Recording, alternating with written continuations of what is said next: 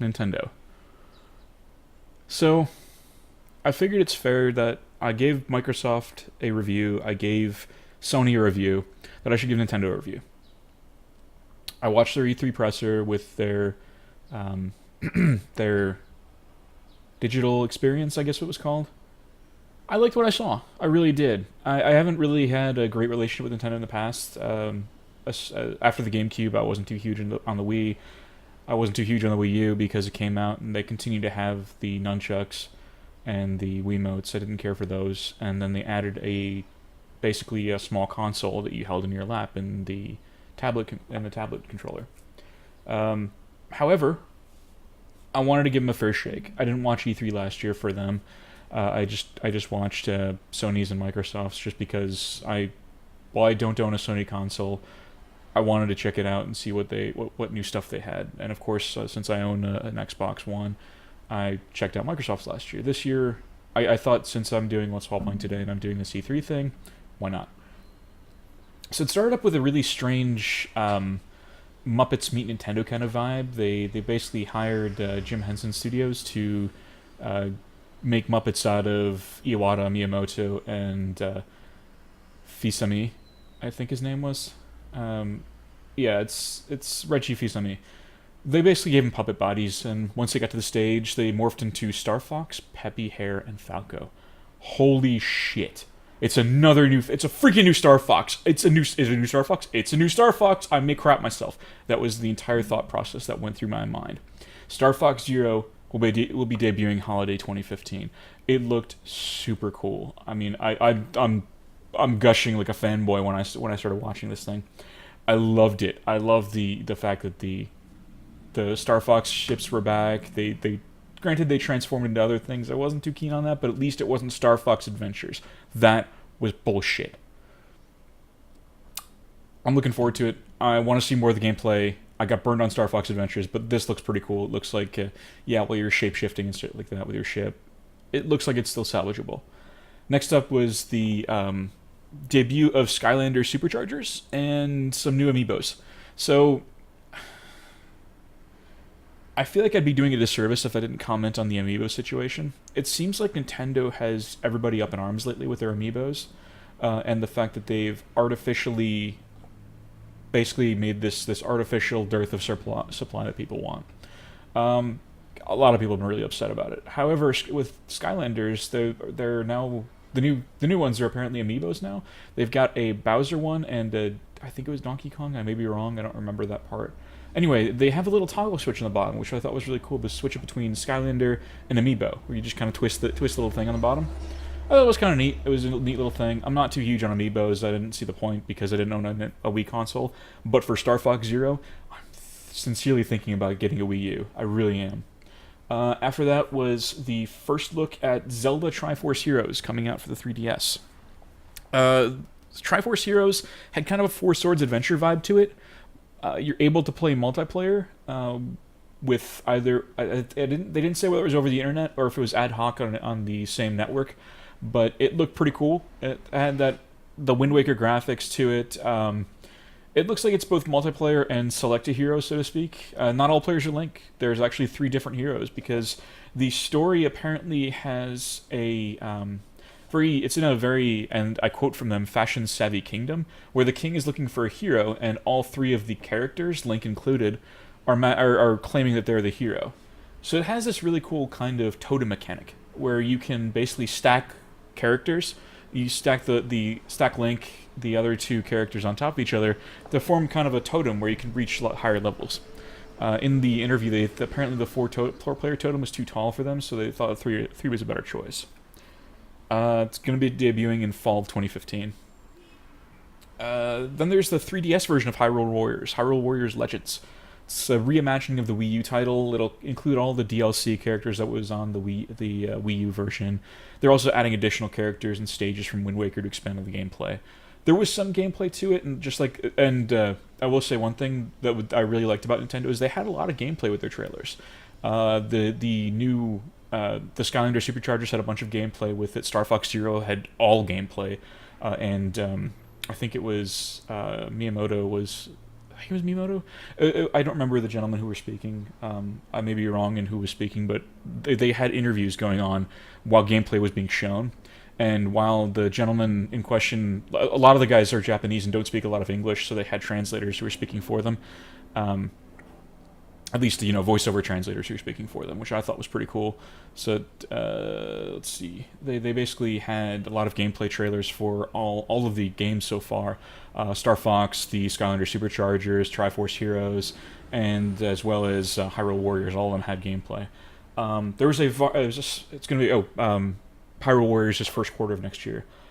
Metroid Prime Federation Force had like a 2-minute trailer where they had basically showing off some of the gameplay. It's still in early stages, so they didn't show off too much, but apparently you can play 4-player co-op missions in the Metroid Prime universe, as well as Metroid Prime Blast Ball, which is a 3-on-3 sports title that they're bundling in with it.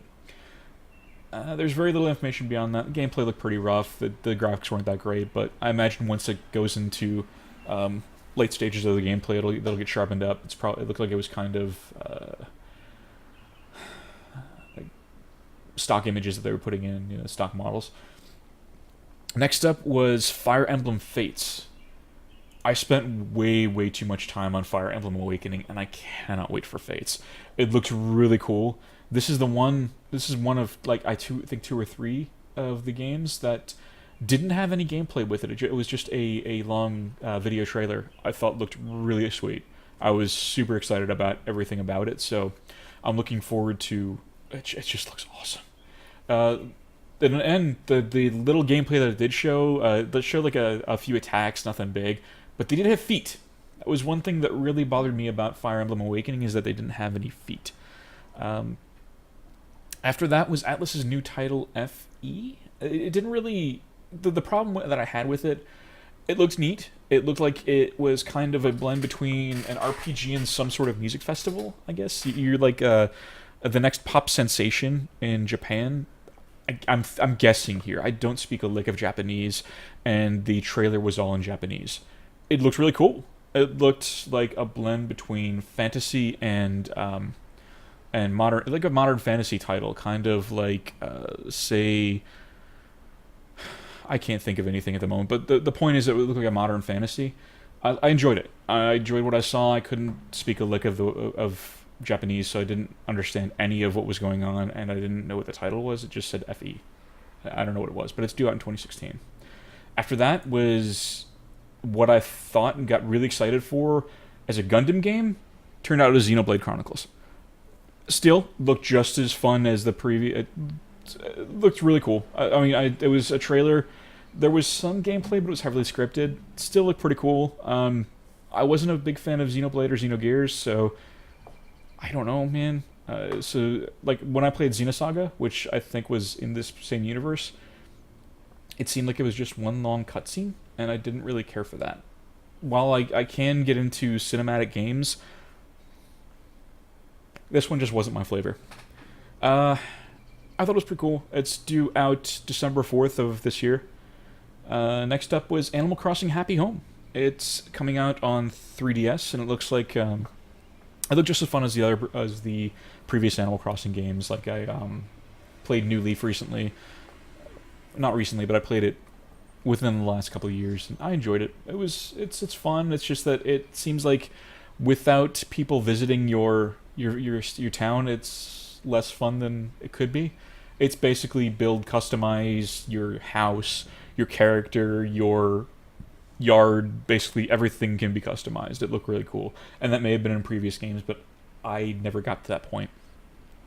It looks like you can actually get new characters with the card system that you can. I think the 3DS XL has near field communication that you can just scan a new card in, with the amiibos. You just scan it in with. It has the similar chip technology the amiibos have. You just pop it on there, scan it in, and a new character comes up in Animal Crossing. Then there's. I didn't catch when it was going to be coming out. I was very confused by the next game. It looked like it's Animal Crossing Amiibo Festival on the Wii U.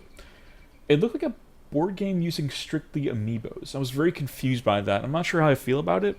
It looks kind of silly, but I have to play it first before I give any sort of real review. It looked kind of like it looks like a card and wheel based board game, kind of like the Game of Life. So that it turns the wheel and you go X number of spaces. That's what it seemed like. I may be wrong by any of the gameplay, mind you. This looked like it was heavily scripted gameplay, like just showing clips and bits here and there. It looked pretty cool. I mean, I'd give it a shot. I mean, hell, I've got Risk and Monopoly from Ubisoft on my console. Who am I to sneeze at it? Animal Crossing Amiibo Festival. Next up was Yoshi's Woolly World. It looked like Kirby's Epic Yarn, just Yoshi instead.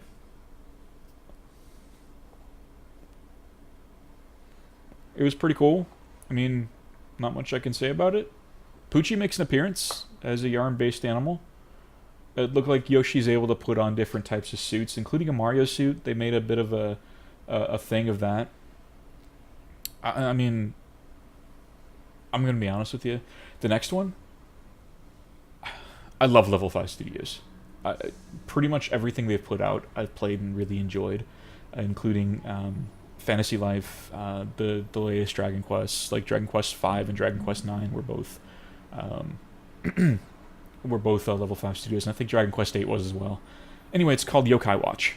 It looks like a weird gimmick of using a watch to summon monsters to fight for you. I'm kind of curious, but skeptical, as I always am, about the stylus. It had a lot of stylus gameplay where you spin the watch around, you draw symbols like you did in one of the old Castlevania games that didn't work well at all. But they've had a lot of time since that Castlevania game that came out on the DS, not the 3DS, a long time ago. So maybe they've perfected it. It's due out sometime in the holiday season this year. I'm looking forward to it because Level 5 has yet to let me down. After that was Mario and Luigi Paper Jam. It's a lot of cool. Basically, it's it looked like a cross between Mario RPG and Paper Mario. I enjoyed the shit out of Paper Mario. I fucking hated Mario RPG. That's it. I'm not saying that they won't do a good blend between the two. I just didn't like Mario RPG at all. From that, it looks like a sea of RPG fun and mini games. Well, I don't know if I can even say mini games at that. It looked like you could do various combat moves, like you can fold into giant papercraft Mario and walk around and beat the crap out of giant papercraft Goombas. It's pretty cool. I'm curious how it's going to pan out. It looks like there's a lot of papercraft coming to 3DS. Next up is Mario Tennis Ultra Smash. I enjoyed Mario Tennis when I played it on N64 a few episodes back. It was really cool. It looked like a great update to the old game. I'm not sure if they kept up with it as a series, so I don't know if it's a series or not. Might be. Either way. Why? And a couple of things that were just running through my mind as I watched the trailer. Why the hell is Peach so much bigger than Toad? Toad was like that tiny, and Peach was like freaking huge on the screen. I also heard power-ups, possibly. I mean, I didn't see them, but I heard the mushroom grow sound effects that may explain why Peach was so huge.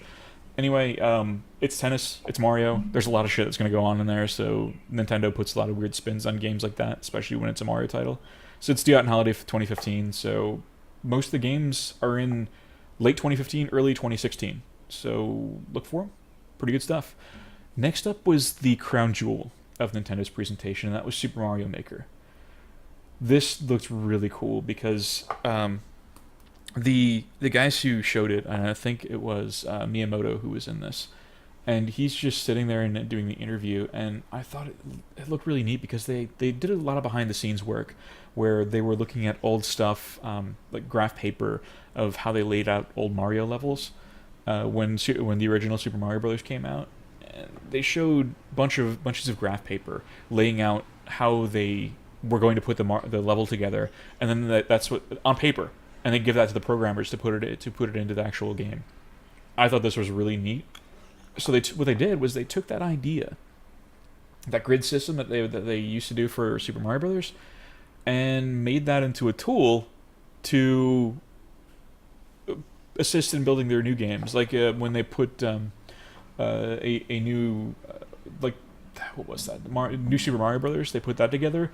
They used this grid system. They used Super Mario Maker in order to make this a different version of it. Basically, they cleaned it up and turned it into a commercial version because they thought, hey, if we're having so much fun building with these, wouldn't other people like to do the same? So it's basically a Mario level editor, not original Mario, not anything beyond that, but they're going to allow you to make your own Mario levels and build your own Super Mario Brothers game. Side scrollers only, it looks like. I didn't see anything for the full 3D stuff like Mario 64 or shit like that. So either way, it looks like it's a massive edit for all the side scroller games, because you can do the original Mario sprites, you can do anything up to and including the new Super Mario Brothers titles. I thought this was a big, huge thing, and it comes with a big Super Mario Maker booklet.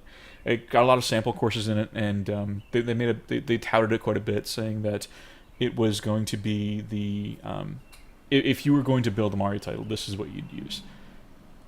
I'm very much looking forward to it. I want to see it. I want to play with it. I honestly think that this year's E3 is going to have me get a Wii U. I never thought I'd say those words. All in all, I wouldn't say Nintendo hit it out of the park, but I really liked what Nintendo had to offer. Granted, a lot of the stuff was on 3DS, but there was some pretty cool stuff that's coming out for the Wii U. I mean, Yoshi's Woolly World. Was that 3DS or is that Wii U? I don't remember. But Star Fox Zero. Give me this. Just give it to me. I want it now. Long story short, I liked what Nintendo had to offer, and I think that's going to actually have me buy a Wii U. I saw one, like a refurb for $179. I might get one.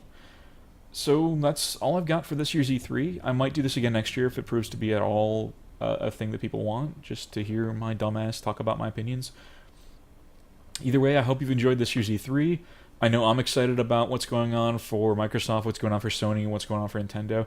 Things are looking up. The only problem is that, of course, console exclusivity has a big problem that includes Nintendo, but all their stuff is just all their IPs. They don't really make anything new, so what's the difference? They don't have any console exclusives except their own IPs, and I wouldn't expect them to go... all their first-party stuff. And I wouldn't expect that to go anywhere, because Microsoft and Sony don't really have first-party stuff, with the exception of what's going on with the Halo universe. That's really first-party for Microsoft. What's really first party for PlayStation aside from Little Big Planet and now Dreams? That's the only thing I can think of. Everything else is kind of multi-platform. I mean, even the stuff that's supposedly going to be their console exclusives are going to be on Microsoft Windows too. Either way, I liked what E3 had to offer. I don't like console exclusivity because they hold you hostage. I actually might post a big rant on why console exclusivity sucks and why it should be gone. Nobody's going to listen. It's going to fall on deaf ears, but it might make me feel better, and I hope you like it. Either way, look forward to this next year. I really enjoyed E3 this year, and I hope you guys really enjoyed my videos. Take care.